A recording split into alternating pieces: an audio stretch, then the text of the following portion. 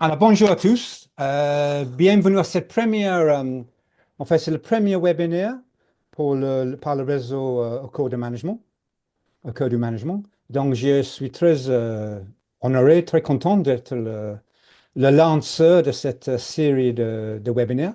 Donc, cette première, il est sur la fausse mentale. Je m'appelle Bob Larcher, et donc j'imagine ceux qui ne me connaissent pas, vous avez déjà constaté que je ne suis pas français, qui est vrai, je suis britannique.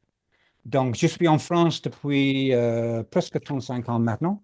Quand même, je pense que je maîtrise la langue de Molière suffisamment pour animer ce genre d'événement. Mais je suis conscient que j'ai toujours un accent britannique. Et en plus, j'étais en formation hier avant-hier avec 25 étudiants. Donc, je le vois qui gratte un petit peu. Donc, si vous avez des questions, n'hésitez pas à les poser. Vous pouvez mettre quelque chose dans le chat, vous pouvez lever la main, il y a plusieurs façons. Vous pouvez mettre le micro en marche et me dire quelque chose, ça ne me gêne pas. Alors, je suggère qu'on te va, si on peut, peut-être avec vidéo on et micro off, comme ça, il n'y a pas de bruit de parasites, etc.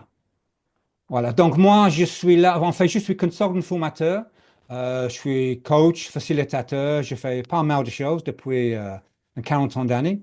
Donc là, aujourd'hui, je suis avec vous dans mon rôle, non, ça doit être, là, j'ai un problème informatique là, et je le testais tout à l'heure comme il faut, voilà. Je suis un praticien de force mentale accrédité depuis 25 ans maintenant, à peu près. Ben, c'est un monde dans lequel je baigne depuis 40 ans d'années.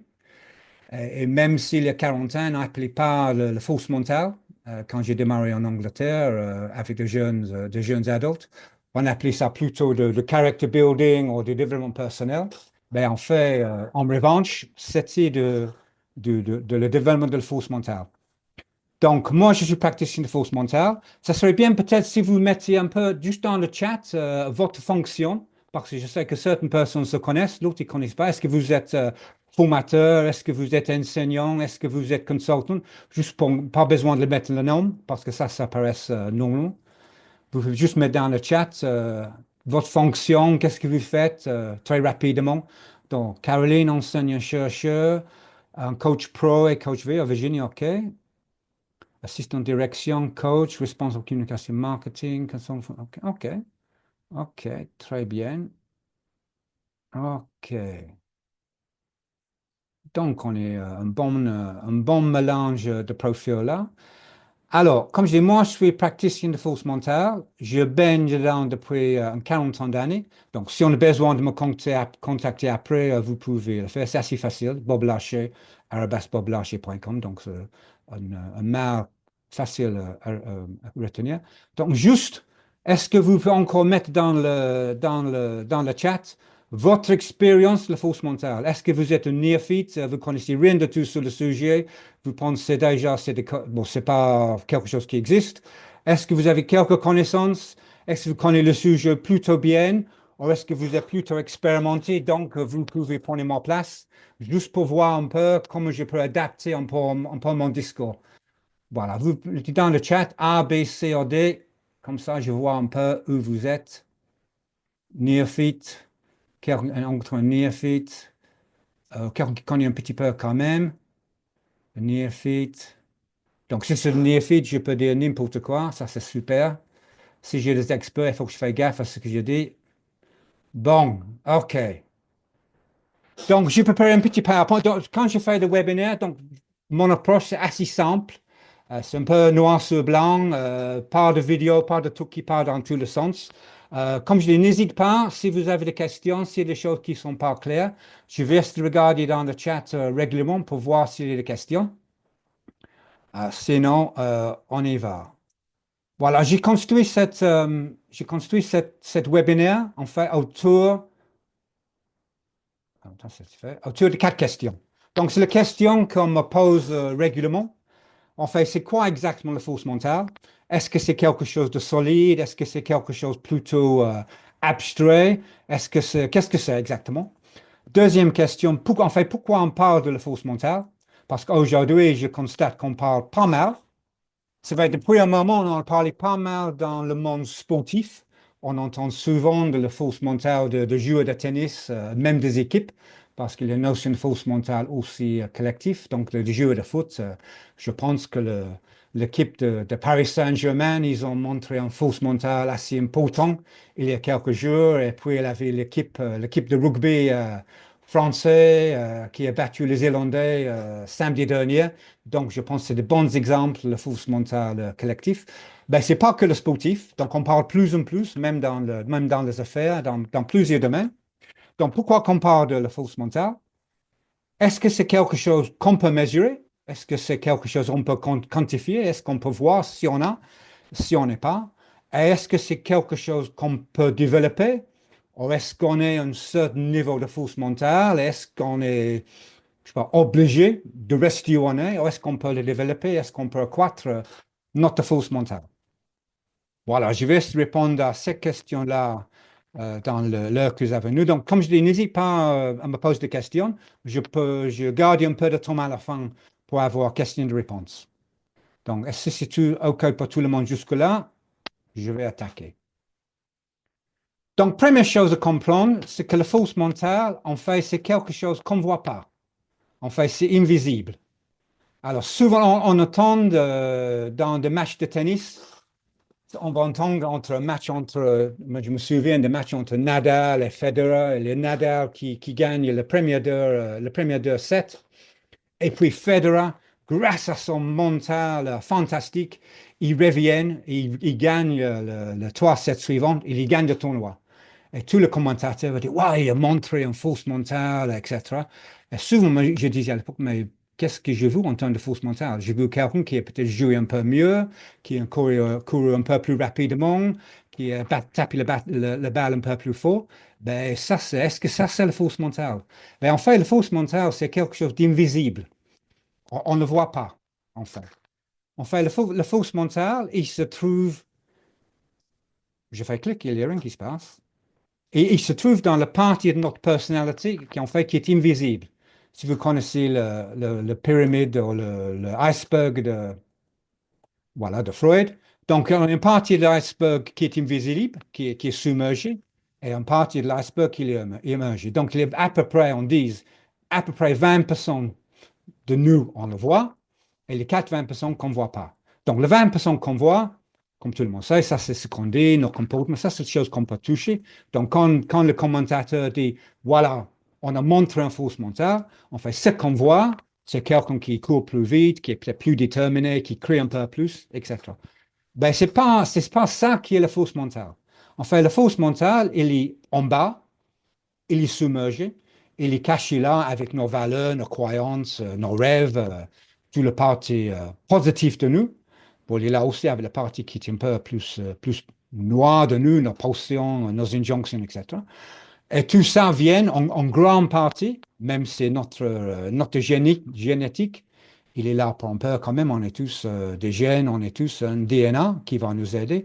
Ben, notre éducation, nos expériences, nos cultures, nos souvenirs, les claques qu'on prend dans la vie. Et donc tout ça, ça nous donne certaines attitudes dans la vie. Donc une attitude, c'est un peu un modèle mental, ou un état mental, donc un mélange de croyances, des expériences qui nous donne une certaine prédisposition d'agir vis-à-vis quelque chose. Donc, il y a certains gens qui ont une attitude de collaboration, donc ils sont toujours poussés par un espace de vie intérieure de collaborer. Certaines personnes, ils ont l'attitude plutôt positive, certaines négatives, certaines individuelles. Donc, la force mentale, elle est parmi ces attitudes-là. Et on va voir après, c'est un peu l'attitude je peux faire des choses, je peux réussir, etc. Donc, même si c'est invisible, quand même, il est dans la partie, comme je dis, submergée. Et en fait, c'est la partie qui explique peut-être le pourquoi de le comment. Donc, c'est la partie en bas qui explique souvent pourquoi on se comporte, on dit des choses, on agit d'une certaine façon. Donc, c'est quelque chose d'invisible, mais quand même qui nous pousse à agir d'une certaine façon. Voilà, donc il faut garder ça en tête. Donc on ne le voit pas. Donc ce qu'on voit, c'est quelqu'un, comme je dis, qui à un moment donné peut-être va se reprendre, qui va continuer, qui va montrer le meilleur de lui. Mais ça, c'est une incarnation de sa force mentale. Ce n'est pas la force mentale proprement dite. Donc c'est invisible. Donc si c'est invisible, c'est quoi exactement? Donc c'est nos capacités. Donc il y a plusieurs façon de décrire ça. Donc, certaines personnes disent que c'est une capacité, donc capacité à résister de stress, surmonter nos doutes, nos difficultés. D'autres vont dire que c'est le petit voix. Je ne sais pas si vous vous souvenez de le film de Tom et Jerry à l'époque, ils avaient toujours, souvent Tom, il avait le l'ange sur un côté, le diable sur l'autre côté. On est tous ces petits voix dans nos têtes, qu'on peut faire des choses, qu'on ne peut pas faire des choses. Donc, c'est un petit voix. D'autres personnes vont dire que c'est en fait, c'est une combinaison de plutôt de choses, plus de choses. Donc, si on regarde un peu toutes ces définitions-là, toutes ces descriptions, on trouve toujours à peu près le même mot.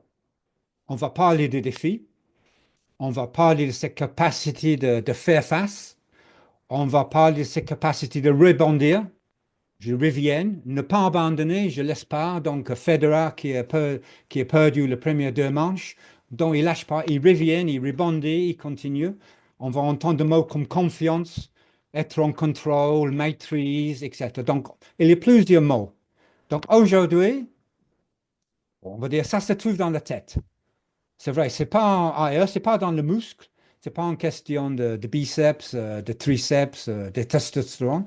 Ça se trouve dans la tête. Il y a un modèle que j'aime bien qui dit en fait, on est deux cerveaux. On a un cerveau bleu et un cerveau rouge. Le cerveau rouge, c'est la partie de nous qui est de doute. C'est le petit voix qui dit je peux pas. Et on a un cerveau bleu, on est plus de certitude. Donc c'est la partie de nous qui dit je peux. Donc, quand je suis dans mes doutes, je suis plutôt déconnecté de moi-même, je suis un peu ailleurs, je suis distrait, je suis agité. Et en fait, je vais peut-être essayer d'éviter le challenge. Je vais laisser tomber. Donc, si je suis un Roger Federer, j'ai perdu le premier 2-7. Je dis, bon, alors je jette l'éponge là, je laisse tomber, c'est plus la peine. Mais non, je ne suis pas dans ça. Je suis dans mes certitudes. Je pense que je peux revenir. Je pense que je peux faire des choses. Donc, je reste connecté à moi-même, mon environnement. Je suis ici et maintenant. Je suis focalisé sur ce que j'ai à faire et je reste calme. Donc, je considère que j'ai la capacité de m'adapter, s'adapter à des situations. Donc, et on est tous ces deux cerveaux et on oscille un peu entre les deux. Il y a certaines personnes qui ont peut-être une attitude globale qui dit quand même, je me connais, j'ai une certaine confiance en moi, j'ai une certaine maîtrise de moi-même, j'aime bien m'engager dans les choses, j'aime bien prendre les défis, les challenges. Donc, j'ai une attitude un peu globale qui me dit quand même, je peux me sortir dans la plupart des situations. Et d'autres personnes, ils ont une attitude peut-être un peu, voilà, tu sais, la vie c'est difficile pour moi, j'ai pas mal de doutes, etc. Mais on est un peu un pied dans les deux camps. On peut avoir une vision globale de nous-mêmes. Je suis quelqu'un qui peut aussi, dans la plupart des cas, ben, aussi conscient qu'il y a des situations dans lesquelles je sais pertinemment, mais je ne peux pas me sortir. Donc, c'est pas une question, on va voir, c'est pas une question d'arrogance, mais c'est une question plutôt de confiance. Voilà, donc ça se trouve dans la tête. Donc aujourd'hui, on a une description plus ou moins mondialement acceptée. Donc on dit aujourd'hui que c'est une attitude évolutive, donc il peut changer. Donc cette attitude, on peut la développer. Et c'est une attitude qui détermine en partie, donc c'est pas le réponse à tout. Donc on ne va pas dire que quelqu'un qui vraiment développe toute sa force mentale, il va réussir toute sa vie, mais c'est un aspect contribuons d'une façon significative à comment chacun affronte ses défis, les sources de stress et la pression. Ce n'est pas exactement la même chose que la résilience. Beaucoup de gens me disent, ah, ça ressemble à la résilience.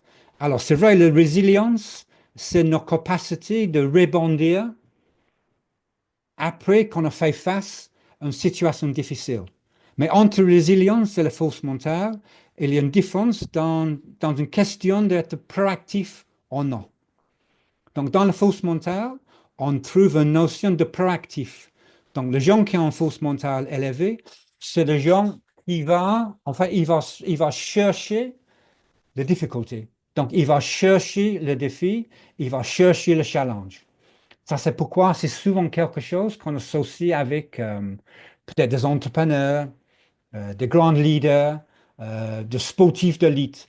Donc, c'est les gens qui vont aller chercher le challenge.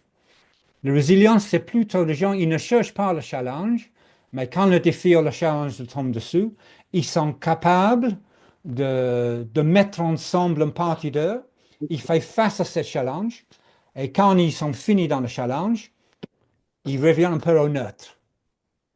Les gens qui ont une force mentale, ils aiment un peu en permanence à chercher le challenge, donc à se challenger. Donc c'est une attitude évolutive, elle s'applique en fait tout ce qu'on fait. Ça fait tout ce qu'on fait. Donc, on trouve la résilience dedans, on trouve le tas d'esprit, on trouve le courage, etc. Mais c'est pas, comme je dis, c'est pas exactement la même chose que la résilience. Donc, c'est pas juste dans le monde sportif. Donc, tous ceux qui veulent devenir un grand musicien, un grand guitariste, quelqu'un veut aller jusqu'au bout pour être un grand danseuse, quelqu'un veut être un grand chef de projet, vraiment un chef de projet génial. Tous ces gens-là, si on fait les analyses, on voit qu'ils ont une force mentale assez développée. Alors, il y a quelqu'un qui met quelque chose dans le chat. Est-ce que c'est une question? Quel lien peut-on faire entre force mentale et la croyance? Quel impact de l'environnement? En fait, c'est une attitude qui, en fait, comme je dis tout à l'heure, c'est une attitude et ça s'est créé par le biais de nos croyances et nos expériences. Et c'est vrai, il y a le vie nous donne une certaine force mentale. Parce qu'on a besoin de cette force mentale de faire face tous de nos tempêtes au quotidien. Donc on est tous de petites problématiques dans la journée, peut-être un collègue un peu conflictuel, peut-être on a toute une annuelle à faire avec quelqu'un un peu difficile, etc. Et donc le vie nous montre, on nous donne une certaine capacité de réussir. Donc, les certaines personnes, grâce à tout ce qu'ils ont fait dans la vie, ils ont des croyances positives en disant, oui, moi, je peux m'en sortir. Donc, dans ma vie, peut-être en termes d'enfant, j'étais un enfant qui a fait plein de choses différentes. J'ai fait des choses sportives, artistiques, j'ai fait plein de choses. Donc, ça me donne une certaine compétence, une certaine confiance en moi. Donc, je voyageais pas mal, j'étais dans des cultures différentes, je m'en sortais. Ça donne une certaine confiance. Donc, c'est clair que ces attitudes-là, ça se développe vis-à-vis nos expériences et nos croyances et notre environnement.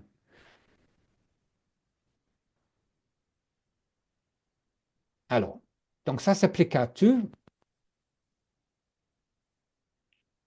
Comment on peut développer le force mentale? Je vais essayer de donner quelques billes vers la fin. Quelles sont les habitudes? C'est clair que si j'ai le petit voix dans ma tête qui dit ah, je ne peux pas, je ne veux pas le faire. On va voir tout à l'heure. Si on croit qu'on peut, je pense que c'était Ford qui a dit ça. Si je crois que je peux faire quelque chose et si je crois que je ne peux pas faire quelque chose, j'ai raison. C'est une question de changer ma croyance et des limites. Alors. Donc, on peut dire que la force mentale, comme je dis, c'est une attitude. C'est une attitude qui donne la confiance à relever un défi et maîtriser notre engagement dans l'action. Donc, je suis prêt à prendre, j'ai la confiance pour dire oui, ça, je peux le faire. Je vais aller vers ce challenge-là. Et quand même, j'ai la maîtrise de moi-même pour rester dans ce challenge et réussir ce challenge. Ça, c'est pourquoi quelqu'un comme Roger Federer, même qu'il ait perdu le premier 2-7, il ne lâche pas. Parce qu'il a confiance en lui, de prendre continuer dans cette challenge, se maîtriser, se reprendre, rester engagé et réussir la plupart du temps. J'ai adoré Roger Federer. Alors, il y a quelqu'un qui a le micro allumé là. Peut-être c'est bien, sauf si vous posez une question. Donc, voilà, ça c'est donc la force mentale, c'est une attitude, comme je dis, il y a une certaine plasticité, donc ça peut se développer. Mais pourquoi on parle de la force mentale aujourd'hui? Parce que les études montrent quand même que la force mentale, surtout quand c'est élevé, ça donne un comportement plutôt positif Les gens qui ont force mentale élevée, ils ont un plus grand bien-être, ils ont des aspirations plus élevées, plus épanouies, et c'est vrai, ça donne plus de performance. Et c'est vrai, il y a des entreprises aujourd'hui qui s'intéressent à la force mentale, surtout pour le dernier partie, parce que ça rend les gens plus performants. Donc, il y a, je ne vais pas monter tout cela, mais il y a pas mal d'études qui disent que les gens qui sont en force élevée sont plus performants. Je ne parle pas juste le grand sportif, mais nous, quelqu'un qui va gérer des situations difficiles, quelqu'un qui a une force mentale élevée, il va s'en sortir mieux peut-être dans des crises, dans des projets difficiles, ils vont s'en sortir mieux que quelqu'un qui a une force mentale moins élevée. Mais en fait, ça, c'est quelque chose qu'on connaît depuis un long moment. Même les Grecs anciens, surtout, je pense que c'est le stoïque, ils avaient cette notion de fortitude. Donc, ça existe depuis presque le dawn de temps.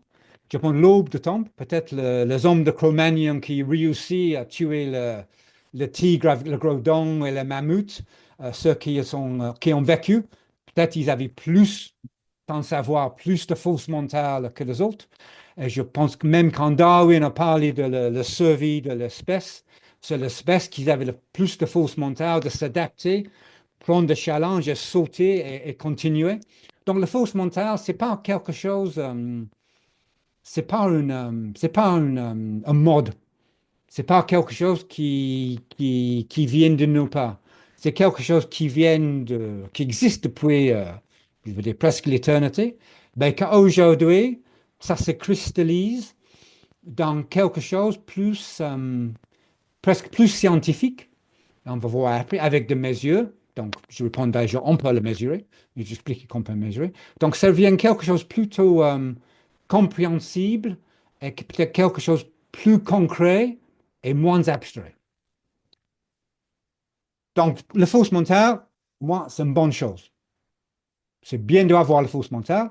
Est-ce qu'on a tous besoin d'un mental d'un Roger Federer, Rafael Nadal, etc., un grand sportif? Pas, pas forcément, mais je pense qu'on est tous un besoin d'un certain niveau pour s'en sortir. Et c'est vrai, si peut-être je sais que je dois faire face à des situations très compliquées, peut-être j'aurai besoin d'une force mentale plus élevée. C'est clair il y a même certains métiers, les gens dans nos forces élites, les gens de l'hygiène, les gens de l'hygiène, les gens qui sont dans les forces élites, les SRS et tout ça, ils ont tous une force mentale très élevée. Donc, on n'est pas tous forcément besoin de ce niveau-là, mais on est tous un certain besoin. Voilà. Donc, pour aller comprendre qu'est-ce que c'est la force mentale, donc, il se construit sur des piliers ou des composants. Et chacun de ces composants, ces piliers et les fondations. Donc, le pilier, le premier pilier, c'est cette notion de maîtrise. On va voir la maîtrise de nous-mêmes et nos émotions.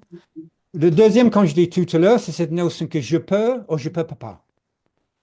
Donc, ça marche très bien en anglais. Je can ou je can't. Donc, j'enlève le T et je can. Ça ne marche pas en français. Mais je peux ou je ne peux pas. Donc, cette notion de confiance.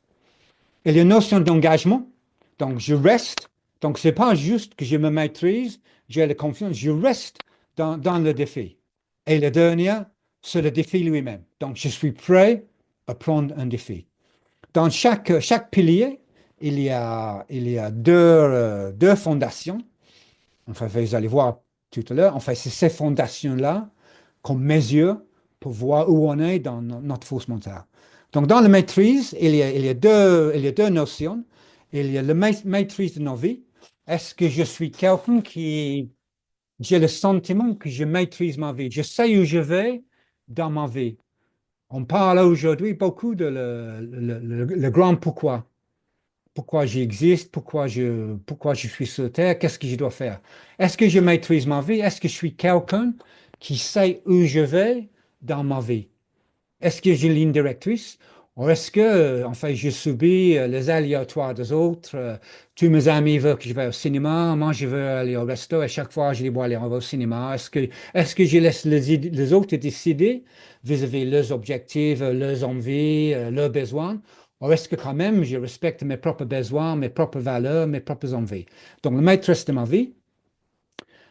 Et l'autre aspect dans la maîtrise, c'est la maîtrise émotionnelle. Donc, c'est pas dans le sens je décide mon état émotionnel. C'est pas je veux décider d'être en colère, je veux décider d'être frustré, je veux décider d'être déçu, etc. C'est plutôt la maîtrise de l'expression de mes émotions. Donc, comment j'incarne mon état émotionnel? Est-ce que je suis capable de rester calme? Est-ce que je suis capable de prendre cette énergie émotionnelle? Peut-être, au lieu d'être dans la colère et taper, casser la raquette, si je suis un joueur de tennis, par exemple, alors je suis capable de canaliser cette énergie-là et utiliser autrement. Donc, dans la confiance, il y a deux aspects aussi. Il y a confiance interpersonnelle. Donc, ça c'est ma capacité à faire face aux autres, ma capacité d'interagir avec les autres, argumenter avec les autres, un peu la notion d'assertivité. Est-ce que je me sens OK? Parce que vous connaissez le monde de l'analyse transactionnelle, il y a cette notion de I'm OK, you're OK. Bon, moi, je suis OK, je suis quelqu'un de bien, et vous êtes quelqu'un de bien aussi. Donc, j'ai une confiance interpersonnelle. On peut me parachuter dans un groupe de personnes que je ne connais pas. Je suis OK. Je suis bien avec les autres. Et l'autre aspect, c'est la confiance dans ses capacités. Donc, est-ce que je sais que quand je suis dans un de mes sujets, je sais de quoi que je parle. Je fais confiance en moi-même. Si aujourd'hui je suis là pour vous parler de fausse mentale, je sais de quoi que je parle. Je ne veux pas que je suis un expert ou l'expert, mais j'ai une certaine expertise dans mon sujet qui me donne une certaine confiance en moi.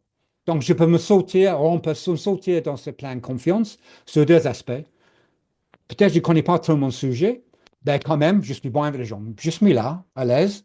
Je ne connais pas le sujet, mais je ne me sens pas diminué.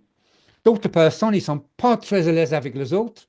Ils n'aiment pas trop les réactions interpersonnelles. Ben quand même, si je dis 1 plus 1 égale 2, je sais que 1 plus 1 égale 2. Et ça me donne une certaine confiance. Donc, dans la confiance, il y a ces deux piliers-là. Et dans l'engagement, il y a deux piliers aussi. Il y a cette notion, une orientation vers les objectifs. Est-ce que je me donne des objectifs? Est-ce que je me donne de bons objectifs? À quel niveau je mets le bas? Donc, quand je m'engage, si je dis je veux courir plus vite, je me dis, bon, courir plus vite, ça veut dire quoi? Donc, est-ce que je me donne vraiment des objectifs? Nous, on parle des objectifs SMART, spécifiques, mesurables, etc. Et dans cette notion d'engagement, il y a cette orientation de résultat. Donc, je me donne des objectifs, mais est-ce que j'ai la détermination, la ténacité d'aller vraiment réussir ces objectifs-là? Et dans le dernier, le défi, c'est cette orientation risque dans ma volonté ou la volonté de sauter de mon zone de confort, ou mes zones de confort, donc zone de confort physique, zone de confort émotionnel, zone de confort intellectuel, zone de confort peut-être spirituel. Est-ce que je suis prêt à sortir de ces zones de confort-là et aller prendre un défi, prendre un risque? Et est-ce que j'ai cette orientation d'apprendre de ce que j'ai réussi et ce que je n'ai pas réussi?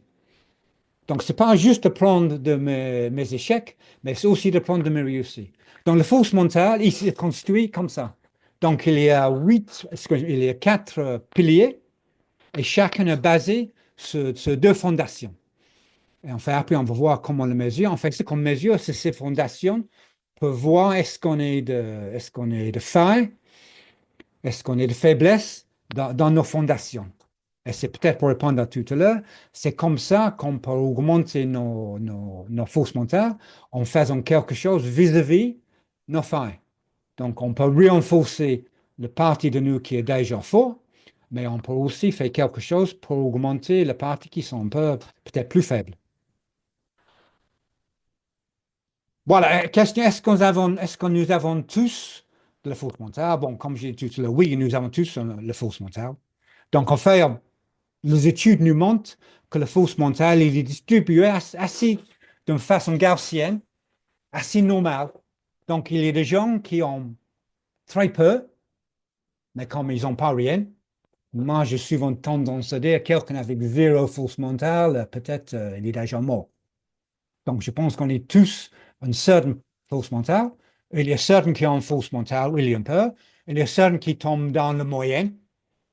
Voilà, le moyen, c'est après ce qu'on a besoin dans le quotidien. Et puis, il y a les gens qui ont beaucoup et les gens qui ont vraiment quelles sont les habitudes, les comportements que les forces mentales. Je veux dire un peu tout à l'heure. Et puis, il y a les gens qui sont plutôt très élevés. Donc, on est tous un peu. C'est vrai, on va appeler quelqu'un qui est peut-être un ou deux pour devenir un Roger Federer. Ça ne passe pas comme ça. Ça prend détermination, etc., etc. Mais pour quelqu'un qui est déjà en force mentale moyenne, pour enlever, il y a des façons de faire, par la visualisation, par des exercices, il y a des choses qu'on peut faire pour accroître notre force mentale. C'est une démarche, on va dire, plutôt consciente et c'est une démarche de moyenne long terme. Donc, il n'est pas un bâton magique, il n'est pas une pilule magique, il n'est pas une recette magique. Moi, j'ai regardé une vidéo c'était un joueur de foot. Alors, comment c'était? C'était un gars qui a joué pour Paris Saint-Germain, qui est parti, ah mince, comment il s'appelle? Un grand joueur de foot. Et qui a dit, mais tout le monde peut être comme moi. Vraiment, c'est simple. Il dit, il faut se lever à 6 heures le matin quand on est jeune. Il faut jouer de foot entre 6 heures et 8 heures. Il faut aller à l'école.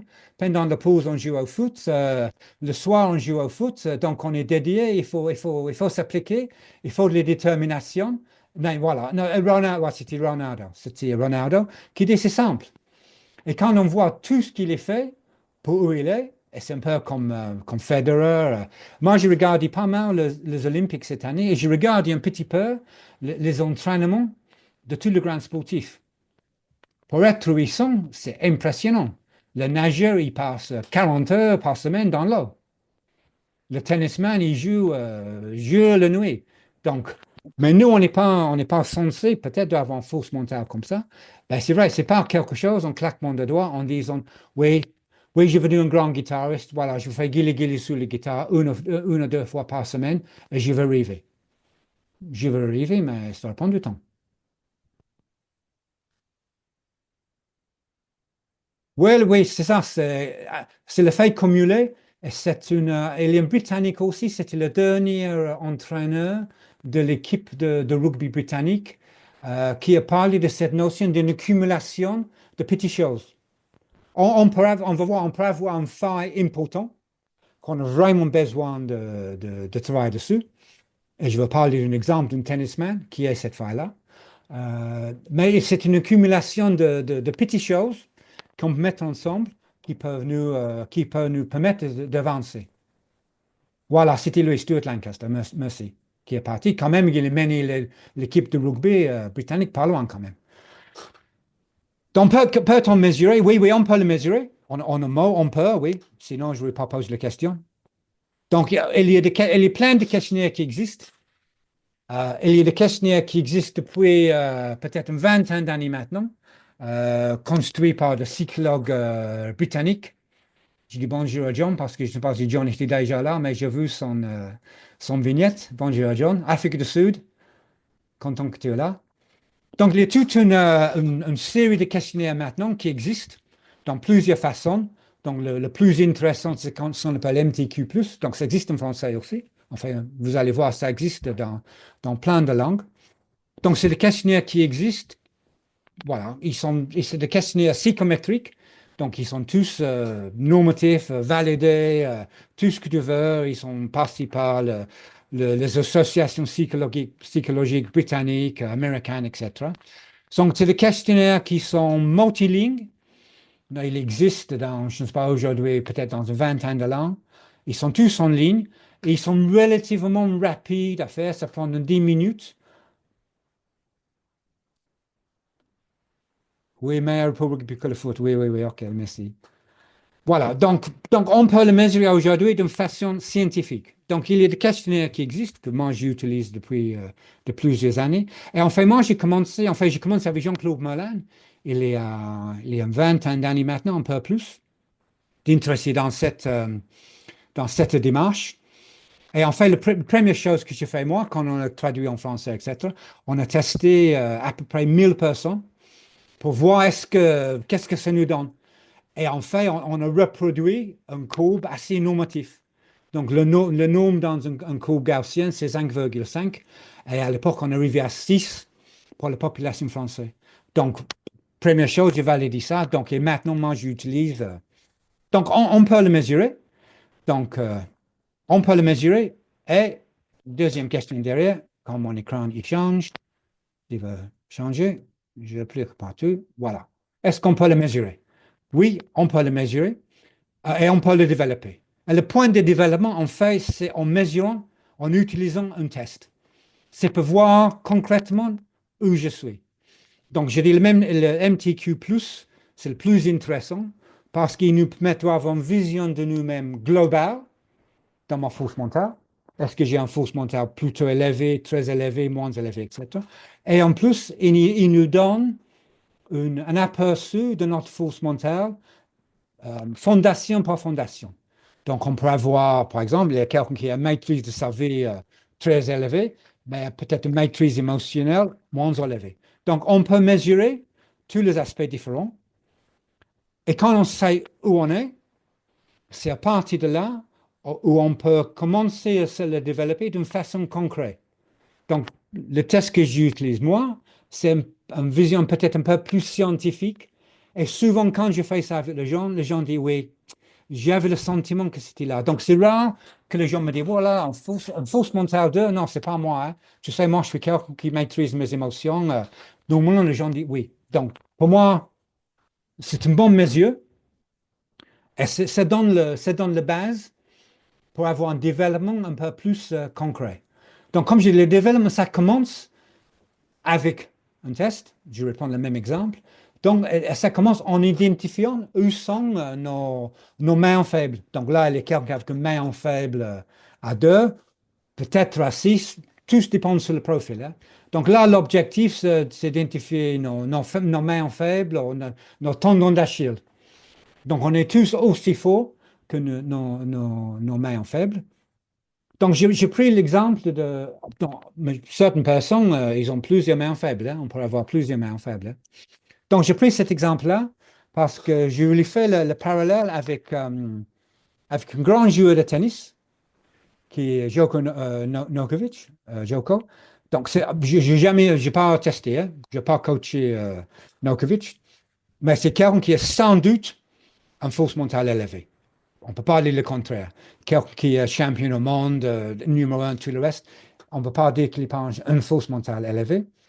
Donc, c'est quelqu'un, il peut déterminer, il peut décider, mais c'est quelqu'un qui avait une faille dans son force mentale.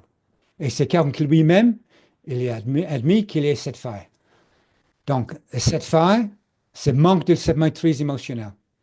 Je ne sais pas si vous vous souvenez, c'était à l'Open des USA, je pense il y a 2 ans, il était viré de match parce qu'il a tapé une balle contre un arbitre, etc. Donc, il casse sa raquette, etc.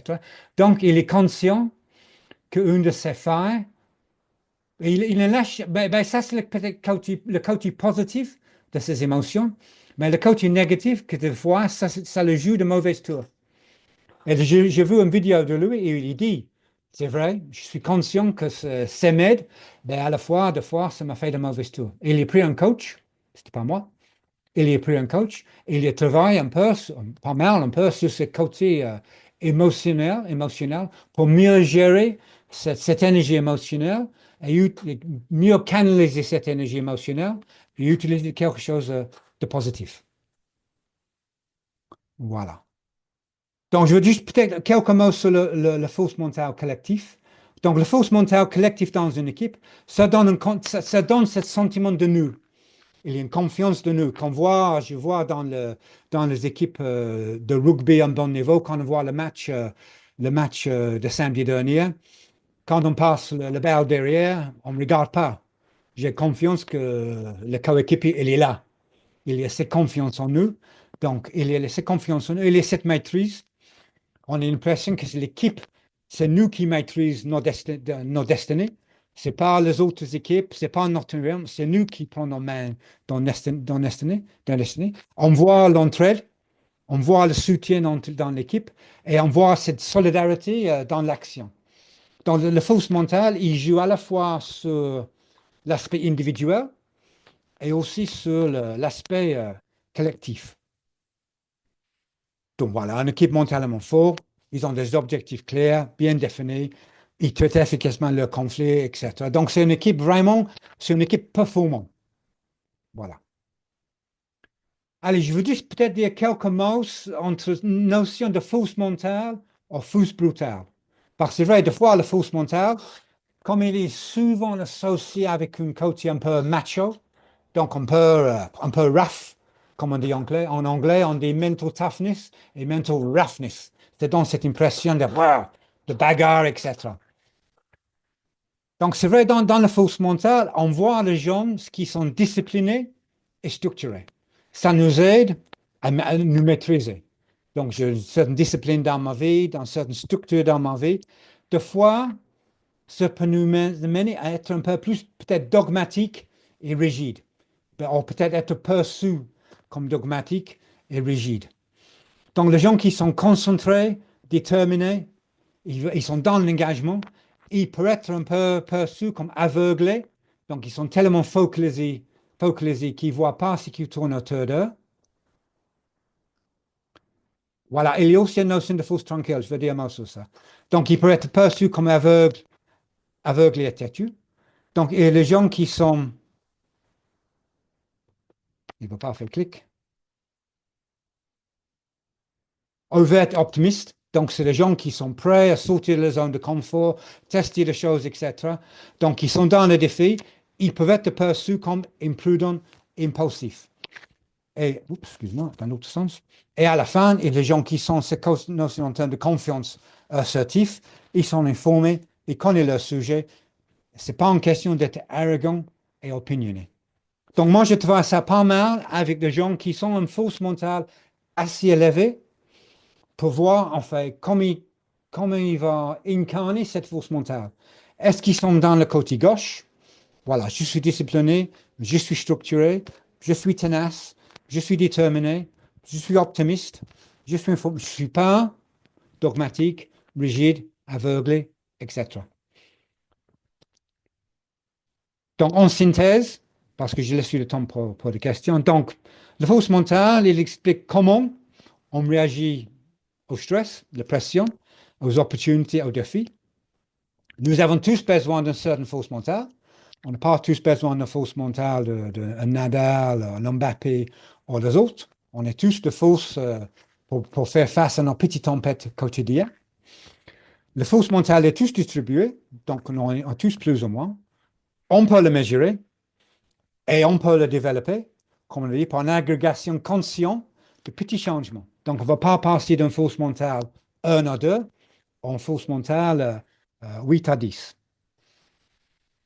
Donc, il ne s'agit pas, comme je dis, si on regarde un peu sur le web, la plupart des choses qu'on voit, c'est plutôt le militaire, le sportif, etc. Donc, ce n'est pas une question d'avoir l'honneur d'essayer d'un Terminateur. On n'est pas des émotions. Donc, ça applique à tout le monde. Même des enseignants, ils ont besoin de force mentale élevée. Moi, j'ai beaucoup réfléchi pendant le période Covid. Les infirmiers qui étaient allés chaque jour à l'hôpital faire face aux gens qui vont mourir de Covid, besoin de force mentale de faire face à tout ça. Donc, ce n'est pas une question de muscle ni de testostérone, c'est une attitude. On peut avoir tous cette attitude-là. Et comme on a tous besoin pour faire nos défis, etc. Voilà, j'arrive à juste après 3h15, ce que j'ai prévu, pour avoir un peu de temps pour des questions, réponses, des commentaires, etc. Donc, je suggère, si vous voulez, soit vous mettez le micro et vous posez vos questions à voix haute, Et le fausse tranquille, je pense que le fausse tranquille, pour moi, c'est les gens qui savent, qui sont le fausse mentale.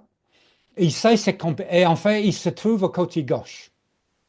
Alors, je ne veux pas nommer les gens, mais je pense qu'il y a certaines personnes peut-être sur la scène politique aujourd'hui qui montrent ce que moi j'ai qualifié un peu le fausse brutal, dans l'arrogance, dans l'impulsivité.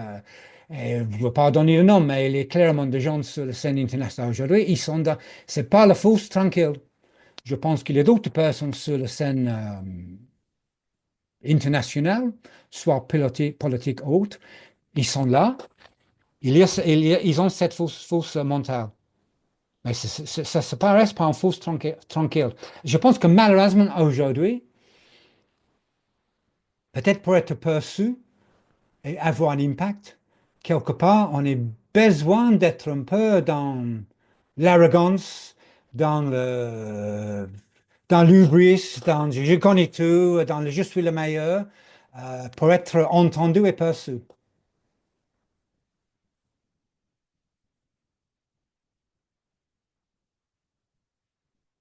Alors est-ce qu'il y a un lien entre un bon manager et le fausse mental? Oui, je pense la même chose, hein.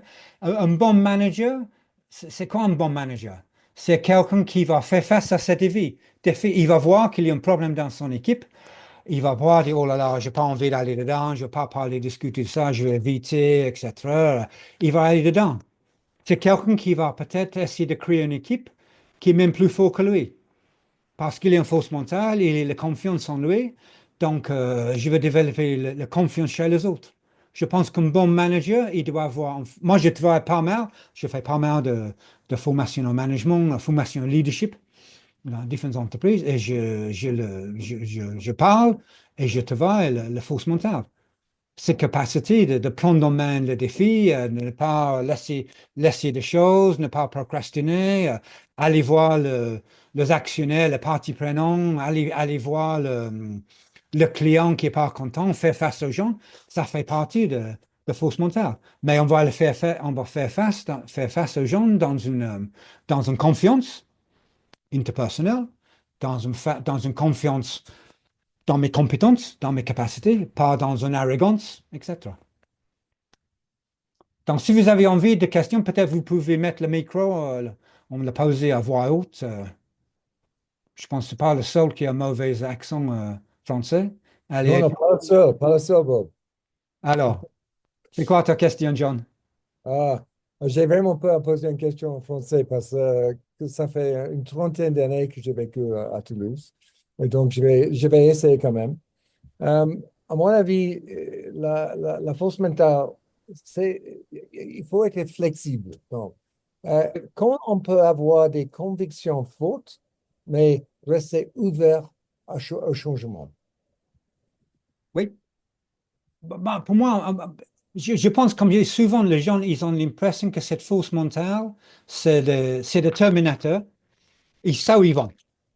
Ils passent par des murs, voilà. Une force mentale élevée, c'est ce qui est intéressant et les études qui montrent que les gens avec une fausse mentale, c'est pas les gens qui vont harceler les autres. Il y a un lien dans l'harcèlement et la fausse mentale. Donc, les études qui montrent, c'est les gens qui ont une fausse mentale élevée, ils n'harcèlent pas les autres. Parce qu'ils ont cette confiance en eux, ils n'ont pas besoin d'harceler les autres. Ils n'ont pas besoin de critiquer les autres. Ils n'ont pas besoin d'attaquer les autres. Ils ont cette confiance ils ont cette confiance interpersonnelle. Ils ont cette compétence dans ce qu'ils savent. Ça laisse une certaine ouverture. Donc, ils sont prêts, les gens qui disent, moi, je ne suis pas d'accord avec vous. OK, je suis prêt à écouter, hein. C'est pas comme certaines personnes sur la scène politique qu'on voit aujourd'hui. Quand on dit, je ne suis pas d'accord avec vous, ils sont virés, ils sont coupés, etc. C'est pas ça le fausse mental. Le fausse mental, il nous donne cette confiance en nous et nos capacités de dire que, ah, peut-être j'ai tort. Une expression que j'aime bien, qui est même quand je suis convaincu, que j'ai raison, peut-être j'en ai pas. Personnellement, j'essaie toujours de garder ça en tête. Même quand je suis convaincu que j'ai raison sur quelque chose, en fait, peut-être j'en ai pas. Donc, les gens qui me critiquent sur le plan personnel, ça, j'aime pas trop. Les gens qui me disent, ouais, mais toi, avec ton culture britannique, pour toi, avec tout ce que tu fais, ça, j'aime pas trop. Mais les gens qui me disent, ah, là, Bob, ce que tu mets là sur le faussement, je suis pas d'accord, j'ai une autre vie. Ah, pourquoi pas, hein? Moi, je suis ouverte, hein.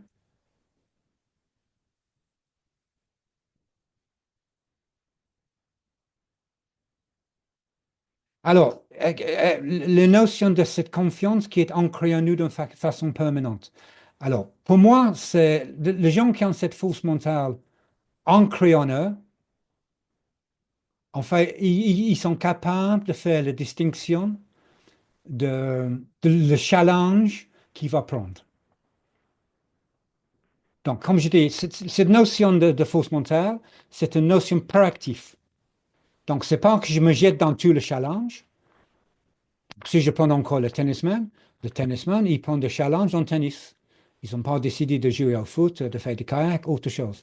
Donc, c'est une notion de, j'ai cette confiance en moi, je me connais suffisamment bien pour me dire, ce challenge-là, il n'est pas pour moi. Donc, j'ai une confiance, je peux avoir une confiance en moi, j'ai un force mentale global, donc j'ai confiance en moi, je ne veux pas me fondre, fondre dans, il y a quelque chose qui m'arrive, je peux le faire face, mais je suis capable de faire le discernement. Est-ce que je dois prendre ce challenge-là, là, ou est-ce que je dois prendre ce challenge-là?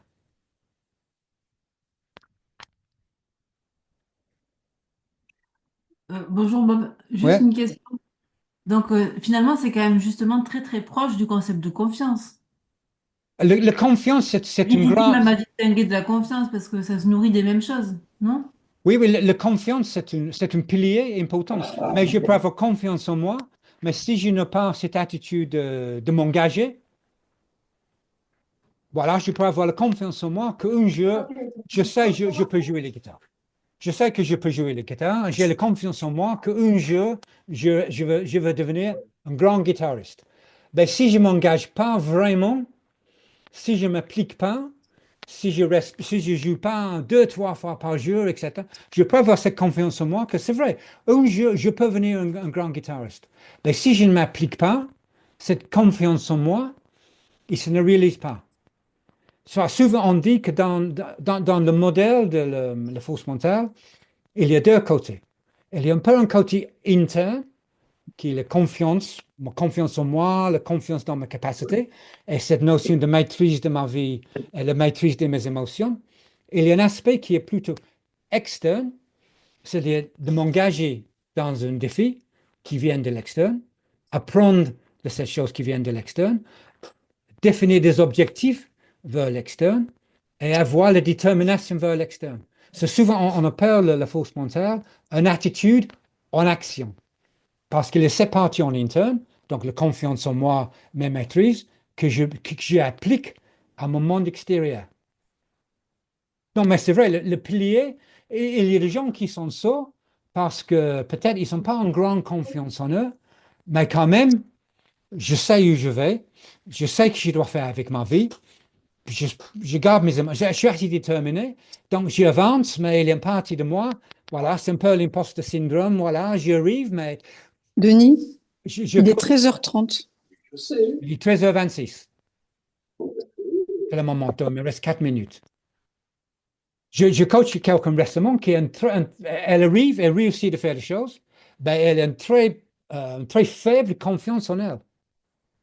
Mais quand même, elle arrive à faire des choses. Donc, je félicite tout ce que tu fais. À un moment donné, il faut accepter. Et les choses que je fais bien. Merci Alors, beaucoup. qu'est-ce qui peut alors, quelle partie à qui? Et alors, on dit que le parti fausse mentale, on peut jouer sur l'attitude et ça va augmenter nos performances autour de 25-30%. Donc, beaucoup dépend sur la personne. Comme il y a des gens qui découvrent leur raison d'être plutôt jeune. Moi, une autre citation que j'aime bien, je pense que c'était, il m'échappe maintenant, c'était quelqu'un américain, qui est il y a deux jeux importants dans nos vies. Le jeu où le jeu qu'on est né, on est, et le jeu qu'on découvre pourquoi on est né. Et je pense que les gens qui découvrent, entre guillemets, pourquoi ils sont nés plutôt jeunes, peut-être comme des grands sportifs, des gens qui vont faire de grandes œuvres dans la vie. Et là, ça se développe, ces confiances, ça se développe d'un jeune âge. Et d'autres personnes qui ils découvrent peut-être le grand pourquoi plutôt plus tard dans la vie. Donc, ils n'ont pas toute cette croyance, une expérience acquis en eux. Et c'est vrai, si on sort de nos zones de confort régulièrement et on acquit de nouvelles expériences, ça peut nous permettre d'accroître nos confiances, nos forces mentales. Voilà. Merci beaucoup, Bob, pour cette présentation. Voilà. Et Lydie, vous avez répondu à mes questions au fur et à mesure de la présentation. Il me reste juste un élément, c'est que peut-on conseiller, comment on peut accompagner justement les managers qui sont confrontés à des environnements, par rapport à la force mentale bien sûr, qui sont confrontés à des environnements qui vont être compliqués, voire difficiles, si ce n'est toxiques. Alors, qu'est-ce que je peux dire? Déjà, il faut qu'ils ont tu penses déjà, il faut qu'ils décident pour eux-mêmes quelle situation je peux faire face. Donc, c'est pas une expression que j'aime pas du tout, c'est une expression américaine qui est fake it till you make it. Donc, faites semblant jusque vous pouvez le faire. Donc, j'aime pas trop cette expression-là. À chaque fois que quelqu'un me dit ça, je dis, vous savez nager? Il dit, non. Bon, jetez-vous dans la piscine et faites semblant. Voir ce qui se passe. Hein. Donc, je pense que c'est une question d'une certaine discernation. Donc, avec qui je peux faire face? Peut-être ce manager toxique-là, aujourd'hui, je parle de confiance en moi, je parle de capacité de faire face à lui. Par contre, lui, je pense là, je peux faire quelque chose. Donc, c'est une question d'énergie. Donc, qu'est-ce que je fais avec mon énergie? Et c'est pas une question. Même on voit dans le grand sportif, des fois, ils n'ont pas l'énergie, il va dire, là, je ne peux pas continuer. À ce tournament-là, je ne participe pas. Il va choisir le tournament, il va choisir la bataille. Donc, je pense pour un manager, c'est de choisir consciemment quelle bataille à laquelle je veux faire face. Et peut-être si on fait face à certaines petites batailles, ça peut me renforcer mon confiance pour faire face à de plus grandes batailles. Donc pour moi, il y a beaucoup, si quelqu'un pose des questions sur la confiance, il vient de nos expériences. Si je rentre dans la bataille à chaque fois que je peux, je veux renforcer mon croyance que je ne vais jamais gagner. Je ne vais jamais gagner. Si je prends de petites batailles, je vais voir quand même, je peux gagner. C'est vrai, moi, je ne vais jamais jouer au tennis contre Roger Federer. Je sais que j'ai aucune chance de gagner. Si je veux gagner contre Roger Federer, bon, c'est un peu tard maintenant, mais il faut que je commence. Moi, j'étais kayakiste. J'étais moniteur sportif. Quand j'ai pris le kayak, j'ai commencé dans une piscine, puis sur un petit lac, puis sur une rivière. Et je arrive au stade où je peux faire le kayak dans les Pyrénées, etc. Mais je n'ai pas commencé sur la rivière dans les Pyrénées. Sinon, je vais à casse-pipe. Merci beaucoup, Bob. Bon, j'espère que vous avez trouvé ça intéressant. Ouais. Si vous voulez savoir plus, vous pouvez me contacter. J'ai un site web, j'ai pas mal d'articles sur la force mentale, ils sont plutôt en anglais. Je pense qu'il y a quelques-uns que j'ai fait plutôt en français, mais la plupart sont en anglais. Donc, si vous avez une question, une interrogation, n'hésitez pas à me contacter.